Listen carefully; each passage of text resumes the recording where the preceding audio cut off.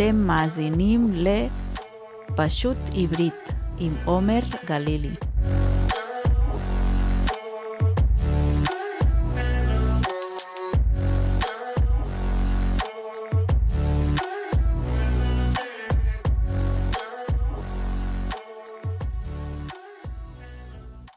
שלום לכם, מאזינות ומאזינים יקרים. מה שלומכם?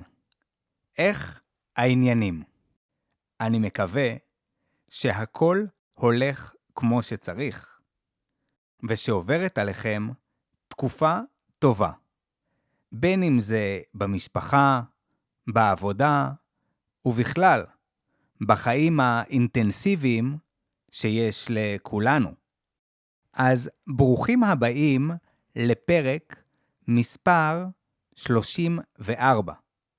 והיום אני מתרגש במיוחד, כי בפרק הזה אני לא לבד, אלא נמצא איתי שותף יוצא מן הכלל, שקוראים לו בן. בפרק הזה, בן ואני הולכים לדבר על חנוכה וקריסמס. שני חגים שונים שתמיד יוצא לחגוג אותם זה לצד זה. מי שחי בישראל ולא גר בערים המעורבות, זאת אומרת בערים שבהן חיים אנשים מדתות שונות, כמו חיפה, עכו או ירושלים, למשל, כנראה שפחות מרגיש את זה. אבל מי שחי בחול, כמוני, או כמו לא מעט מהמאזינים כאן, יודע בדיוק על מה אני מדבר. בפרק הזה, בן ואני נעסוק בחנוכה וקריסמס. נדבר קצת על הציפייה לחג, הרגע שבו אנחנו מחכים לו, על כמה מהמסורות, ומה כל חג יכול לקחת מהחג השני. אבל רגע לפני שמתחילים, אני מזכיר לכם שאם אתם אוהבים את הפודקאסט ואתם חושבים שהוא עוזר לכם ללמוד עברית, יש עכשיו אופציה לעשות מנוי. מי שמנוי מקבל את הטרנסקריפט המלא של כל הפרקים וגם תרגילים שקשורים לכל פרק. ובנוסף לכך, אחת לשבועיים מנויים יכולים להשתתף במפגש קבוצתי של שעה בעברית דרך הזום. במפגש הזה אנו מדברים בכל פעם על נושא מעניין אחר, ומתרגלים את העברית שלנו בצורה הכי טבעית והכי טובה שאפשר. מי שלא מתאים לו לעשות מנוי, אבל עדיין רוצה לעזור לי להמשיך עם הפודקאסט, מוזמן להיכנס לעמוד שלי ולתרום. כמו שאתם יודעים, גם תרומה קטנה יכולה לעשות הבדל גדול. טוב, אז יאללה. בן כבר מחכה לי על הקו. אז תרימו את הווליום, כנסו לאווירה של חג, ותכינו את עצמכם לפרק כיפי במיוחד. כי אנחנו מתחילים.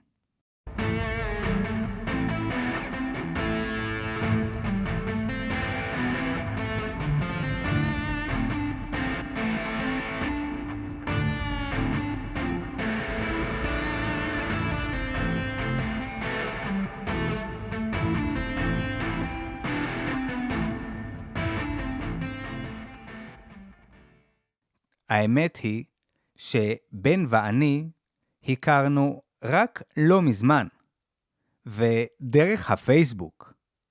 אבל זה ממש לא ברור לי איך זה קרה רק עכשיו. שנינו קיבוצניקים, ולשנינו יש חבר משותף מהקיבוץ שלי, ושנינו עבדנו בבית הספר היהודי בברצלונה. הקטע הוא שבדיוק כשאני סיימתי לעבוד שם, בן בדיוק התחיל. לא מזמן, בן חזר לישראל עם המשפחה שלו, והם גרים בקיבוץ בצפון.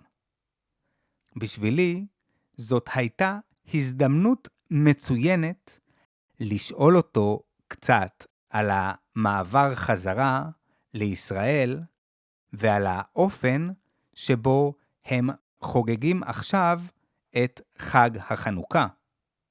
כדי שתבינו את הקונטקסט, השיחה שלנו הייתה ממש רגע לפני שחג החנוכה התחיל. אז קדימה, מקווה שתהנו.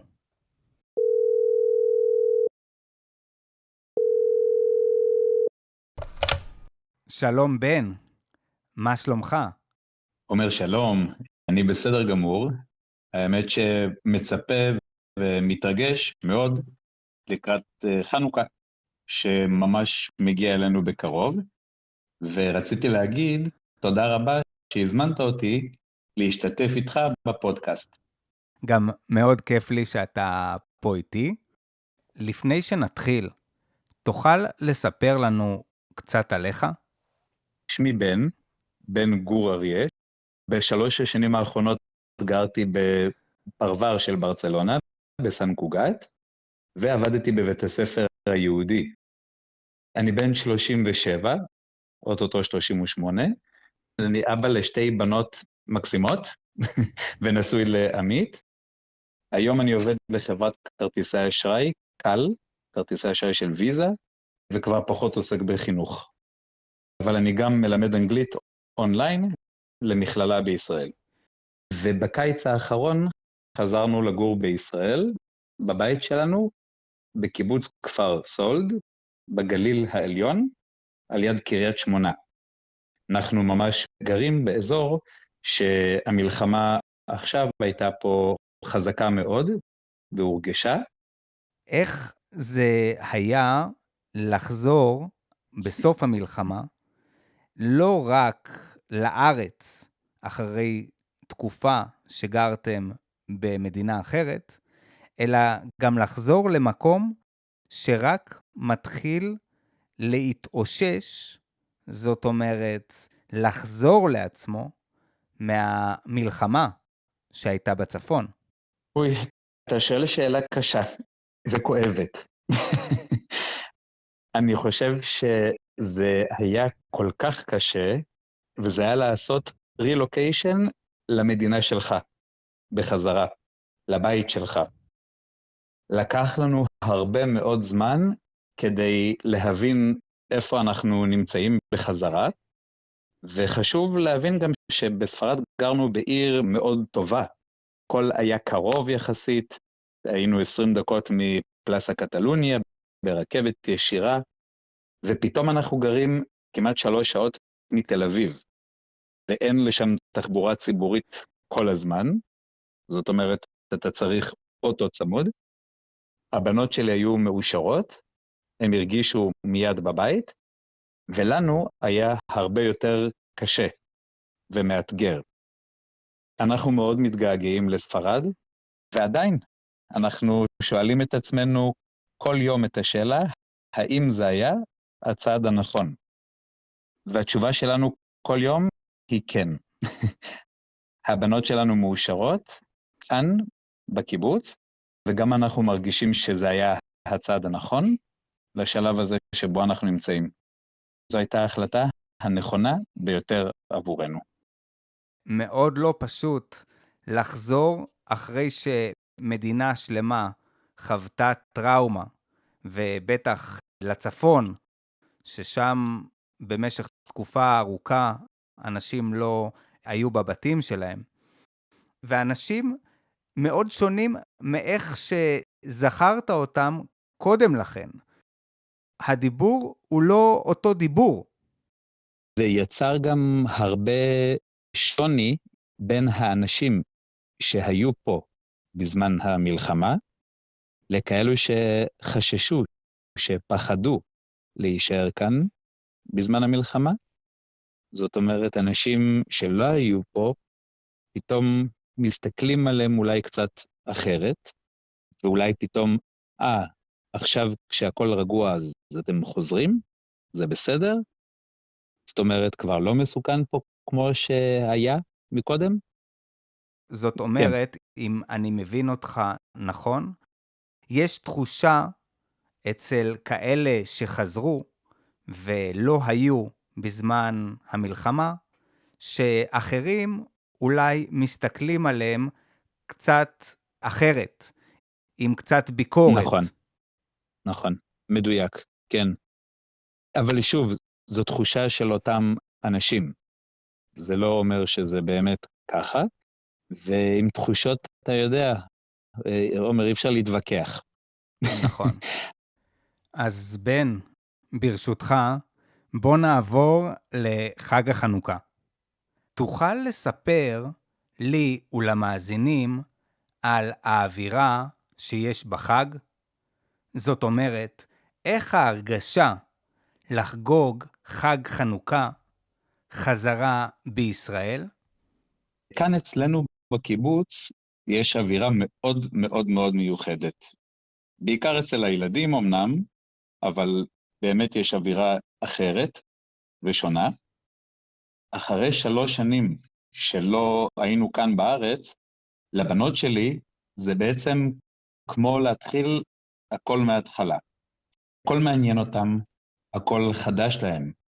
אין להם שום מסורת שהן רגילות לכאן, ולכן להן זה פשוט חוויה מאוד מאוד מיוחדת, והן מאוד מתרגשות. תוכל להסביר קצת איך האווירה הזאת באה לידי ביטוי? מה רואים? על מה מדברים? איך מרגישים את זה? מה שחשוב לדעת זה שבקיבוץ יש מערכת חינוך רגילה, זאת אומרת יש את הגנים ואת בתי הספר הרגילים, ויש עוד מערכת חינוך בלתי פורמלית, שהיא אחרי שעות הלימודים או בימי שישי, כשאין בית ספר, הילדים הולכים לשם, למסגרות האלו, ובעצם הם משלימים את המערכת החינוך גם בפן של החגים, והם עושים קישוטים ותפאורה, ודואגים לקשט את הקיבוץ לרגל החג, ועכשיו לקראת חנוכה, הם דואגים לעשות מסיבות חנוכה, ולארגן את זה. הבת שלי הקטנה, שהיא בגן, היא חזרה אתמול, ואמרה, אבא, אמא, ביום שני הקרוב, יש מסיבת חנוכה בגן, ואנחנו עושים ריקודים, ולמדנו על החג, וקישטנו, ואנחנו הולכים לקבל חנוכיה. זה באמת משהו שאני יודע שקורה בישראל, שמזמינים בחנוכה את ההורים לבתי הספר. בספרד, הכי הרבה שההורים מתקרבים זה למגרש הכדורגל. אני חושב שיותר ויותר יש הפרדה בין בית הספר עצמו לבין ההורים, שבישראל נראה לי שזה עדיין לא כל כך נפוץ. אני מסכים איתך ומתחבר לזה מאוד, כי גם כשגרתי בספרד ועבדתי שם בבית הספר היהודי, אחת המטרות שהצבנו לעצמנו כצוות, זה לנסות ולחבר יותר את הקהילה, לחבר את ההורים, להזמין אותם לבוא ולהיות חלק בגלל הקורונה, היו הרבה מגבלות בספרד, ובספרד ההחלטות היו מאוד קשות. אנשים נשארו בבתים הרבה מאוד זמן, וקיבלו כנסות או דברים כאלו, אז היה קשה להחזיר את המצב למה שהיה קודם לכן.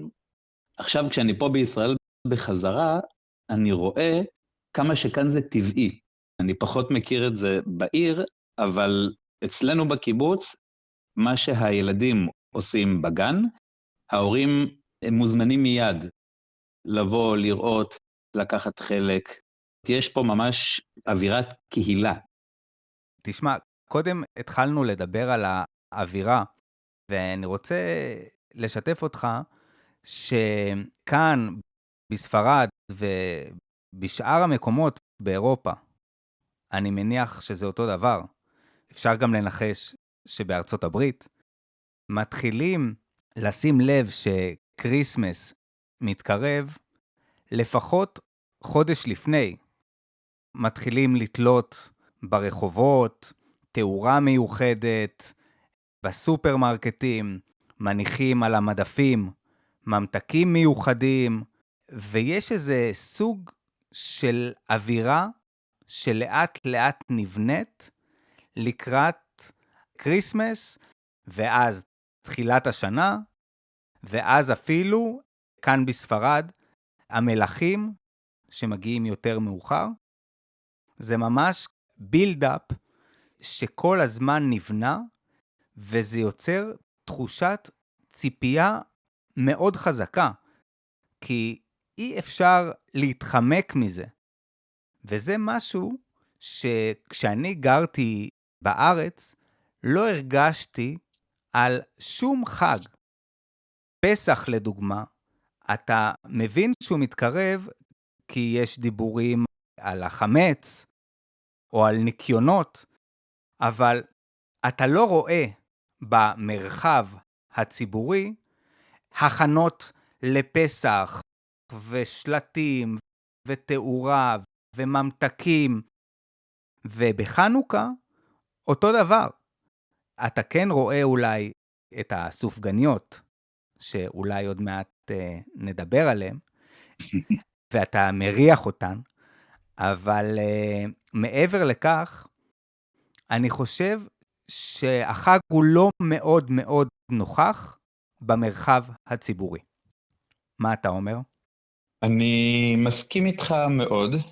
אתמול, למען האמת, מטעם העבודה, ביקרתי בתל אביב, ודווקא שם כן ראיתי יותר פרסום לחג, עם יותר תמונות של חנוכיות, סופגניות, זה היה הרבה יותר ויזואלי, שאפשר לראות את זה בחוץ, עם אורות, עם קישוטים, והמון שלטי פרסום על פסטיבלים ופסטיגלים, שזה מופעים של זמר, של שירים, לקראת חנוכה, וכל מיני פסטיבלים אחרים שחוגגים בחנוכה, וזה כבר עשתה אווירה מאוד מיוחדת, כי אתמול היה מזג האוויר אחר, שהוא לא כל כך קיים בישראל, של גשם חזק, אפילו בתל אביב, שהיא בדרך כלל עיר עם שמש רוב הזמן, היה שם ממש אפור ורוחות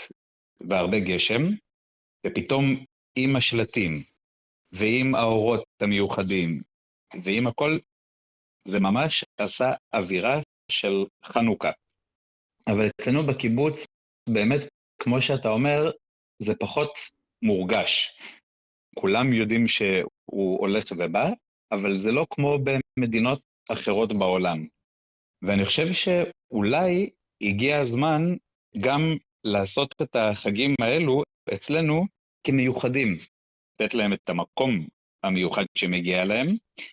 וכשעבדתי בבית ספר היהודי בספרד, קולגות, חברים וחברות שעובדים שם המון שנים, ואמרו, אנחנו חושבים על זה כל הזמן. תמיד חגי ישראל זה לא סתם כי כיף, זה על איזשהו נס שלא פגעו בנו. שאנחנו עדיין פה, ניצלנו ממשהו גדול שיכול היה לקרות לנו, וזו נקודה שאף פעם לא חשבתי עליה. קריסמס זה תמיד אווירה מאוד משפחתית, מאוד כיפית, שכולם עושים הפסקה מהכל, והמדינה כמעט מושבתת לגמרי. לא הולכים לעבודה, לא הולכים לבית ספר, וכולם ביחד. ובישראל חנוכה לא עושים בו עצירה. זאת אומרת, רק בתי ספר וגנים, אבל כולם עובדים. יש פה כמה נקודות שדיברת עליהן, נכון. שאני רוצה קצת להתייחס. כשאני חשבתי למה אולי חנוכה לא חוגגים בכזאת בולטות, זאת אומרת, לא מראים כלפי חוץ את החג, כמו לדוגמה קריסמס או חגים אחרים שיש בעולם, אני חושב שזה קשור גם להיסטוריה, שהיהודים בעבר, הם לא יכלו להראות, או לא רצו להראות, שהם חוגגים את החג כלפי חוץ, ולכן הכל קרה בתוך הבית. והדבר הזה בעצם נמשך לאורך המון שנים. אין לנו את המסורת הזאת, שאפשר גם לחגוג את החג בחוץ, ולשמוח אותו בחוץ, אלא הכל נעשה כשמגיעים הביתה. מדליקים את הנרות של חנוכה בבית, את סדר הפסח עושים בבית. זאת אומרת, חגים שהם מאוד משפחתיים. אז זה דבר אחד. ומעבר לזה, הרבה חגים יהודים הם חגים שקשורים למצוות. זאת אומרת, סוג של חובות שאתה צריך לעשות. בסוכות לישון בסוכה, או להזמין אושפיזין אליך הביתה, או כן. ובפסח, סדר פסח, שצריך גם נכון. לקרוא את ההגדה, ויש ממש דברים שצריך לעשות לפי סדר. וגם בחנוכה צריך להדליק נרות, ויש ברכה שצריך להגיד, ואיך מדליקים את הנרות, מאיזה צד לאיזה צד. יש הוראות לחגים, ואני חושב שהחגים הנוצרים הם פחות נוקשים. זאת אומרת, הם יותר חופשיים, וכל אחד יכול קצת לעשות את החג בדרך שבה הוא בוחר. זה יוצר אולי תחושה יותר כלילה, יותר נעימה, כי אין רק דברים שאתה חייב לבצע, ואף אחד לא ירגיש לא נעים אם לא קראת שיר כזה או שיר אחר ודברים כאלה. בישראל זה קצת יותר כבד. יש קצת יותר משימות שצריך לעשות, וזה לא חג שרק באים לעשות פן, כמו שאמרת. אני מתחבר מאוד למה שאמרת, עומר, ואני חושב שאחד הדברים שלמדתי, לפחות על המשפחה שלי ועל החברים שלי בספרד, זה היה הפן של החג. הבת הגדולה שלי, שהיום היא בת 8.5, שאלה אותי, אבא, למה בקריסמס הולכים וקונים אורות מיוחדים ושמים אותם על החלונות או בחוץ במרפסת, ובאמת יש אווירה כל כך כיפית ואחרת. אני אמר, חנוכה זה נחמד, אבל עדיין נראה שקריסמס הוא הרבה יותר כיף וחווייתי מאשר חנוכה, שלמען האמת היא צודקת. אני חושב שהיום, אחרי שאנחנו עם קורונה, ואחרי שאנחנו עם מלחמה מאוד מאוד קשה ומורכבת, ואנחנו כבר בטוחים שיש לנו את מדינת ישראל שהיא שלנו, אז אולי הגיע הזמן כן קצת יותר להקליל, ובדיוק כמו שאתה אמרת, במקום להיות באווירה יותר כבדה, לעשות כיף. גם אני זוכר בתור ילד את חנוכה כחג כיף. היה לנו בגן הילדים סביבון ענק שהיו תולים אותו בתקרה בגן. סביבון ההפתעות. נכון, והוא היה מלא בסוכריות. היו משמיעים שירים של חנוכה, ובשלב מסוים היו מושכים בחוט שהיה פותח את הסביבון מלמטה, וכל הממתקים היו נשפכים ככה מלמעלה על הרצפה. עומר, זה מאוד מזכיר את הפינייטה, אני חושב, כמו שיש בספרד. כן, כן, זה מזכיר את הפינייטה, אבל לא מרביצים פה לסביבון. נכון, לא היו מקים את זה, לא היו מרביצים, פשוט מושכים עם חוט, והיו נופלים כל הממתקים. נכון. נכון. כל הסוכריות היו נופלות. מטבעות שוקולד היו, כן. עכשיו כשאני חי פה בספרד, והילדים שלי גם מקבלים את המסורות מפה, אז יש לי קצת רגשות מעורבים. זאת אומרת, אני חושב דברים טובים, ויש גם דברים שקשה לי איתם. כי מצד אחד אני מאוד אוהב את הציפייה שנבנית, את ההתרגשות שיש לילדים שלי לקראת קריסמס, אבל מצד שני, העניין עם המתנות קצת עובר את הגבול. כי אנשים קונים מתנות יקרות? כי יש יותר מדי מתנות. לילדים קטנים המחיר לא משנה. ילד לא יודע כמה זה עולה וכמה זה עולה. הוא מסתפק בדברים קטנים גם, כן? כן. אין עם זה, נכון. אבל כשהוא מקבל הרבה מתנות, הערך של כל מתנה יורד, כי הוא ישר כבר רוצה את המתנה הבאה. אז נכון. זאת הבעיה. למשל, יש דבר שנקרא באנגלית Advent Calendar, או בספרדית קלנדריו דה אדוונטו, שזה בעצם סוג של לוח שנה, מה-1 בדצמבר עד ה-24 בדצמבר, שזה בעצם הלילה שבו מתחיל החג, ופעם לפני 30 שנה, הילדים היו בעצם פותחים או מגלים איזה סיפור או איזה תמונה חדשה בתוך לוח השנה, שקשור לחג. שקשור לחג ולסיפור שלו. אבל זה היה פעם. היום, במקום לוח שנה כזה שקשור לישו, יש מיליון סוגים של לוחות שנה שבאים כמו קופסאות סגורות, שבתוך כל מספר כזה של יום, נגיד 1 בדצמבר, 2 בדצמבר, ברגע שפותחים את זה, אתה מגלה מתנה בפנים. אז יש בעצם 24 מתנות שונות בתוך כל לוח כזה, וכל החברות הבינלאומיות עושות את זה. זאת אומרת, תחשוב על סדרה שהילדים שלך אוהבים לראות, יהיה לזה לוח שנה עם בובות מתאימות בתוכו. גם חברות ממתקים כמו קינדר או לינט או מה שלא תרצה, יש להם גם.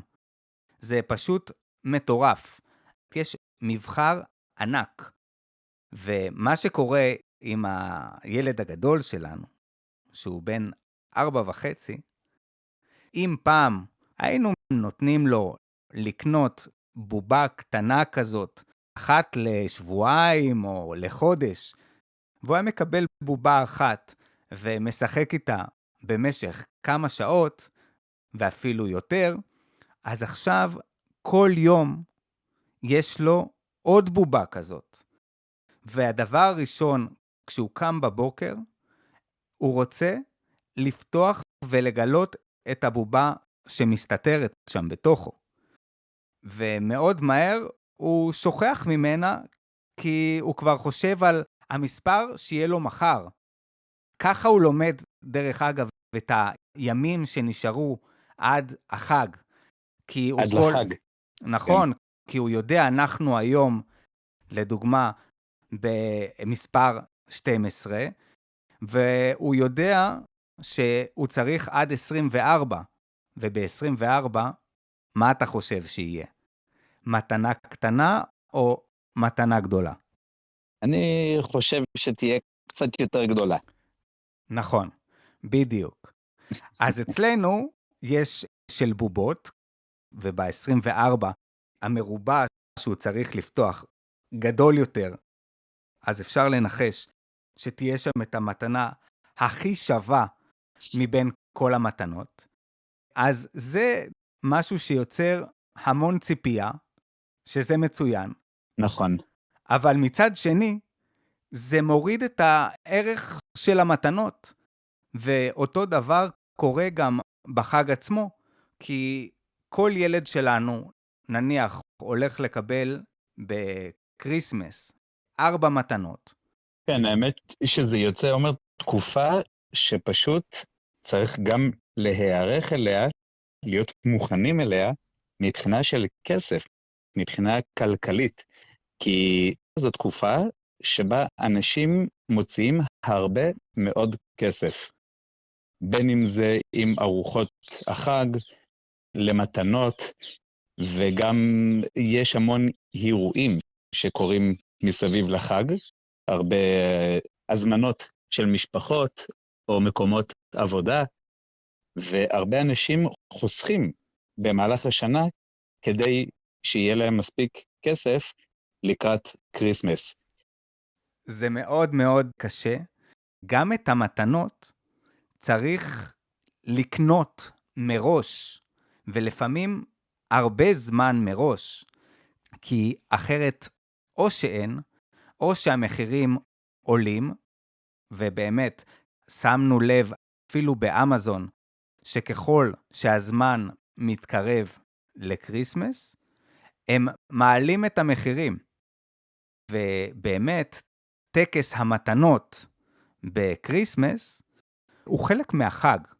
מה שבישראל זה לא קיים. בחנוכה אין טקס של פתיחת מתנות. הטקס היחיד הוא הדלקת הנרות. נכון. שאולי יש בו, אתה יודע, את המתיקות של החג. זאת אומרת, עם הסופגניות ועם הלביבות. אבל פחות מוכר שם עניין המתנות. מה שכן עושים, ואני יודע שיש לא מעט משפחות שמקפידות על זה, ששומרות על המסורת הזו, זה דמי חנוכה. דמי חנוכה בעבר, זה היה כסף. היו נכון. נותנים לילדים כסף. ומכאן גם מטבעות השוקולד, שנהוג עדיין נכון. לחלק בחג החנוכה. אבל באמת, עם הזמן, בחגים פחות מקובל לתת כסף מזומן. גם לא מטבעות. היום אם אתה נותן לילד מטבעות, דמי חנוכה, הוא מסתכל עליך ומה זה? נכון. לא מבין למה. אני רוצה עוד נושא ככה לפתוח איתך, נושא מתוק, שנדבר קצת על הסופגניות, שבשנים האחרונות בישראל עברו תהליך מאוד רציני של שינוי. תוכל לספר לי על זה קצת? קודם כל, לגבי סופגניות, אני זוכר שכשגרנו בספרד, היה על יד הבית שלנו סניף של לידל, של הסופרמרקט. והיה מאוד מעניין, כי ראינו שמוכרים שם סופגניות לאורך כל השנה. ממש כמו שאנחנו מכירים בישראל. עם הריבה, אותה צורה בדיוק, ושם קראו לזה ברלינר. זאת אומרת שהגיע ככל הנראה מברלין, מגרמניה. בשנים האחרונות, השוק הזה של הסופגניות בישראל והמאכלים שאוכלים בחג החנוכה הפכו להיות מאוד בוטיק. זאת אומרת שבמאפיות, במקום שבו מכינים את הסופגניות, עושים היום עם כל מיני מילואים חדשים. אין כבר רק את הריבת תות, הסופגניה הסטנדרטית שאנחנו מכירים. אבא שלי בא לבקר אותנו השבוע, והביא לנו מבית קפה על יד הבית סופגניות עם ריבת חלב, עם דולסה דה לצ'ה, והביא לנו עם ריבה רגילה, והוא אמר, תקשיבו, ככל שאתה מבלה במאפייה יותר זמן, אתה הולך לאיבוד, כי יש כל כך הרבה סוגים שונים של סופגניות, והוא אומר, גם המחירים של הסופגניות, זה כבר לא כמו שהיה פעם. פעם היינו קונים בסופר השכונתי, ברחוב, בקיבוץ, במושב, היינו קונים אותם ב3, 4, 5 שקלים לסופגניה. היום המחירים שלהם עלו מאוד, ויש אין סוף סוגים. יש עם שוקולד, עם נוטלה, עם דולסה דה לצ'ה, עם ריבה רגילה, עם פיסטוק, עם כל מיני סוגים שבאמת ככל שאתה יכול לחשוב על זה, יש עוד יותר סוגים. דרך אגב, בישראל בתי קפה או רשתות של מאפיות ממש עושות ליין מיוחד לכבוד חנוכה של סופגניות, של שפים ושל קונדיטורים שבאים ומכינים סופגניות עם כל מיני טעמים שונים. אנשים מאוד אוהבים את זה, לאירועים, לחברות שעושות הדלקת נרות משותפת. אצלנו בבית עדיין אוהבים את הדבר הרגיל, את הפשוט. סופגניה עם ריבה תות רגילה. שנה שעברה, ההורים שלי הגיעו לבקר אותנו ממש בחג החנוכה, והם הביאו סופגניות. הם חשבו, למה שנביא סופגניות רגילות? בוא נביא סופגניות של קונדיטוריה, כאלה שאפילו יש להן מזרק של פלסטיק מחובר אליהן, שזה היה באופנה לפני שנה. נכון, אני זוכר את זה, כן. השנה כבר לא. שנה שעברה, זאת הייתה האופנה. מדובר בסופגניה, שעדיין לא מוזרק לה המילוי, אלא יש מזרק פלסטיק שתקוע בה, ואתה בעצם לוחץ את המזרק, והמילוי נכנס. אלו הסופגניות שהן הביאו, שגם היו מצופות בשוקולד נדמה לי, והסופגניות לא החזיקו מעמד, כי סופגניה זה דבר מטוגן. אז יש בעיה, זה לא עובד אם מחכים הרבה זמן ולא אוכלים אותה. וזה קורה יותר עם הסופגניות המפוארות, הסופגניות המיוחדות. ככל שעובר הזמן, הן הרבה פחות טעימות. ועד שהסופגניות הגיעו לכאן, הן כבר לא היו טעימות, הן נראו טוב כלפי חוץ, אבל אף אחד לא סיים את הסופגניה שלו, ואני החלטתי להכין פה סופגניות.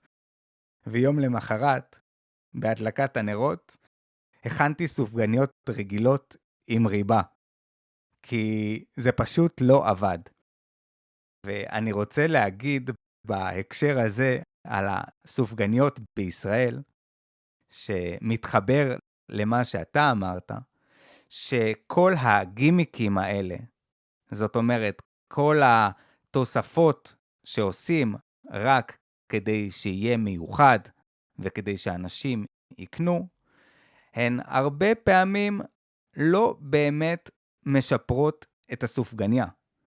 ממש ככה. ועוד מה שאני אוסיף על זה אומר, אצלנו בבית בגלל שאנחנו מנסים ללמד את הבנות שלנו, לשים לב יותר למה שהן מכניסות לגוף שלהן, כמה שפחות מטוגן או דברים כאלו. מדי שנה, אשתי עמית, מכינה עם הבנות סופגניות אפויות, שמכינים אותם בתנור, ולא מתגנים אותם. נכון, אז הצורה שלהן קצת שונה מסופגניה סטנדרטית.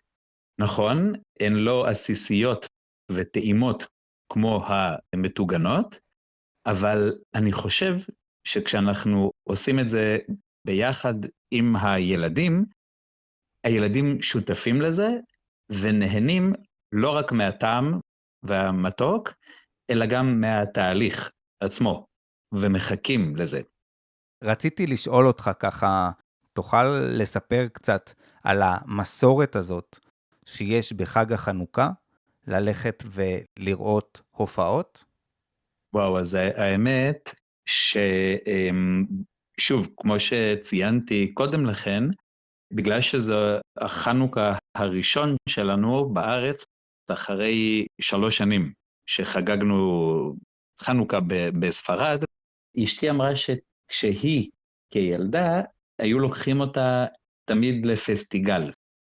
פסטיגל זה הופעה מאוד מאוד גדולה, של מוזיקה בעיקר, כמו תיאטרון עם מוזיקה, אבל של כל מיני אומנים ומפורסמים ששרים, רוקדים על הבמות. בגלל החוויה הטובה הזאת של אשתי, הזמנו לנו כרטיסים להופעה של פסטיגל, עושים את זה רק במקום אחד, זה בתל אביב בלבד, ומקימים במה מיוחדת, אך ורק בשביל הפסטיגל. ועוד הופעה מאוד מאוד מיוחדת שהחלטנו השנה לקחת את הבנות לכבוד חנוכה, של להקה ישראלית שקוראים לה מיומנה, ובעצם הם עושים מופע מיוחד לילדים, שקשור באור, אבל הם מתופפים, הם דופקים על כל מיני כלים, בין אם זה סירים, מחבטות, פחים, בקצב. הם עושים ממש מנגינה ומוזיקה. בעצם שני המופעים הם קשורים באור ובחנוכה.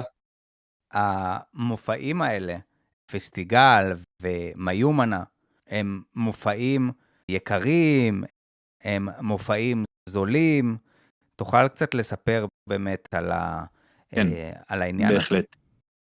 חנוכה זה בסך הכל 8 ימים, זה כל הסיפור, אבל עושים את זה ממש לאורך כל החודש של דצמבר, וההופעות עצמן הן הופעות מאוד מושקעות מצד אחד, ועובדים עליהן מאוד מאוד קשה, בגלל שהזמן קצר, זאת אומרת אין הרבה ימים לחג, אז עושים אפילו כמה הופעות ביום. יש בבוקר, בערב, וזה המון השקעה והמון עבודה. ההופעות האלו יקרות, הן יקרות מאוד, אבל במרבית המקרים, אם אתה עובד מדינה, או עובד בחברות גדולות, או אתה בכל מיני קבוצות ועדי עובדים, או חבר במאסטר קארד, או יש לך כרטיס אשראי של מותג מסוים, אז עושים כל מיני הנחות גדולות, כדי שיותר ויותר אנשים יוכלו באמת להרשות לעצמם, ולרכוש כרטיסים עבור המופעים האלו. גם העיריות והמועצות הקטנות יותר משקיעות בזמן האחרון במופעים ואירועים מיוחדים לחנוכה, ועושים פסטיבלים ואירועים כמו שווקי חנוכה והופעות רחוב, כדי למשוך אנשים וכדי להחזיר את התיירים לרחובות, וגם להגיע למקומות שעכשיו בעקבות המלחמה פחות ביקרו בהם. זה כיף לראות את התהליך הזה ואת ההתחדשות, ושאנשים באמת מגיעים ורואים ולוקחים חלק בפעילויות השונות של החג. יפה מאוד. יש לך איזה מילה אחרונה למאזינים שלנו, שמקשיבים ומגיעים מכל מיני מקומות בעולם? אני קודם כל רוצה להודות לך, עומר, על זה שהזמנת אותי להיות איתך ביחד בשידור של הפודקאסט, ואני חושב שהוא מאוד מיוחד וחשוב גם לטובת המאזינים ובכלל. זאת אומרת שיש לו ערך מוסף. גם מדבר פה על תרבות יהודית, ישראלית, בכלל, וגם עוסק פה בהרבה ערכים. אז אני רוצה באמת להגיד לך תודה רבה שחשבת עליי והזמנת אותי, ומקווה ומאחל לכולנו שנדע ליהנות מהחג ולהסתכל על הדברים הטובים, ולדאוג שתהיה לו המשכיות כל הזמן, שנחגוג אותו כל שנה, ולהראות לילדים שלנו כמה שהוא טוב וכיף, ואפשר ליהנות ממנו, מכל רגע ממנו. אז תודה. תודה לך. המון תודה על שהסכמת לדבר איתי, ומאוד נהניתי מהשיחה שלנו, ואני מאחל לך ולמשפחה שלך, ובכלל, לכל עם ישראל ולמאזינים שלנו, שיהיה חנוכה שמח, או קריסמס שמח, ובכלל זה לא משנה. העיקר שהם יהיו עם המשפחה שלהם, ויהנו, ויהיו בזמן של כיף ואהבה, אחד עם השני. ממש ככה. זה האיחול הכי טוב, אני חושב שאנחנו יכולים לבקש עבור המאזינים, ועבורנו, עבור כולם. איזה יופי. אז תודה גדולה, עומר, תודה.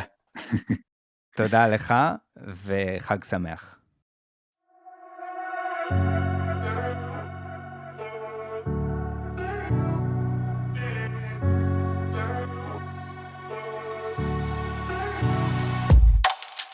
זהו, זה הכל להפעם. דבר ראשון, אני שוב רוצה להגיד תודה לבן גור אריה, שהסכים לדבר איתי בפרק המיוחד הזה. בנוסף, אני רוצה להודות ללורטו, שגם היא עשתה מנוי לפודקאסט. וכמובן, אני רוצה גם להגיד המון תודה לכם, המאזינים, על המילים החמות ועל האמון שאתם נותנים בי. אם עוד לא עשיתם את זה, אני מזמין אתכם לדרג את הפרק בספוטיפיי, ביוטיוב, וכמובן להיכנס לעמוד שלי שנמצא בלינק של הפרק, וליצור איתי קשר. אז שיהיה לכם חג חנוכה שמח, חג קריסמס שמח, ובכלל שנה חדשה מצוינת. ואנחנו נתראה בפרק הבא של פשוט עברית.